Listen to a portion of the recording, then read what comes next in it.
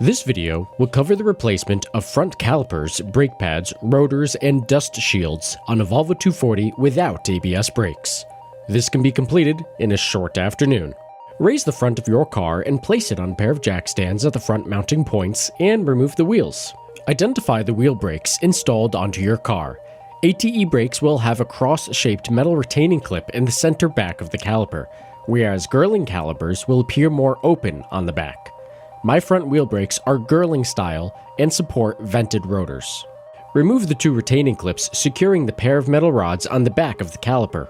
Then use a small punch and a hammer to tap out the pair of rods securing the brake caliper pads to the caliper. You may need to use pliers to fully remove these rods. Be careful to not lose the pair of spring clips, which are held in place by the rods. Disconnect the brake caliper assembly from the strut housing via the two bolts on the back and place it on a surface at the same height and just to the side.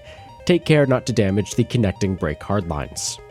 Leave the old brake pads in place and attach a small clamp to the caliper and the pads. Tighten the clamp so that it pushes the old pads against the caliper, thereby compressing the caliper pistons.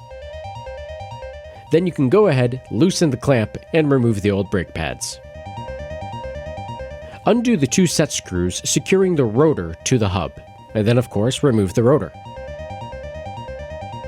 Use a flathead screwdriver or similar to remove the dust cover from the wheel hub.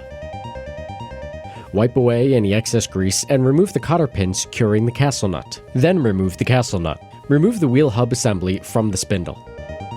Then remove the rubber seal towards the back of the spindle. Remove the three screws securing the metal ring to the dust shield. Then remove the shield. Clean the spindle of any old grease. Inspect your new dust shields and apply paint if desired.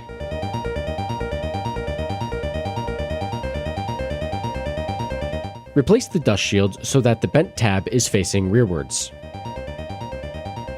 Replace the retaining ring with its three screws. Replace the rear rubber sealing ring. Coat the spindle in new grease. And clean the wheel hub of old grease and pack it with some brand new grease. For this, I'm using Lucas Red and Tacky. Slide the wheel hub onto the spindle and take care not to let the front bearing fall out.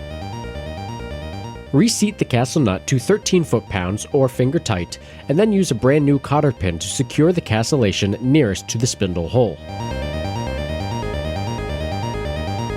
Pack the dust cap with new grease and tap it into place.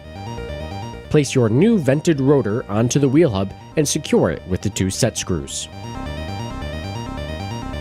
If you are replacing your caliper in addition to your pads, use a flare wrench to disconnect the two hard lines in the back of the caliper and then remove.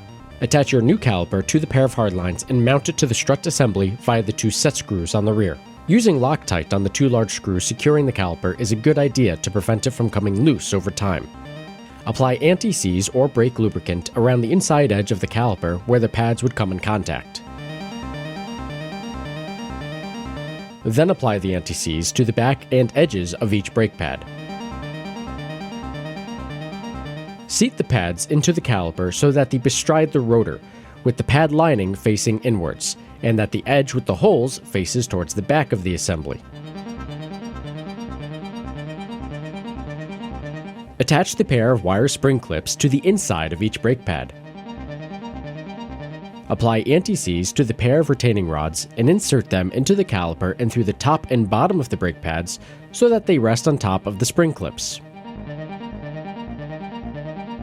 Then secure the rods with the retaining clips on the outside edge of the pads. If you replace the calipers, bleed them with new fluid now so as to remove any air. Then replace your wheels, lower your car, and you're all done. Enjoy your Volvo 240.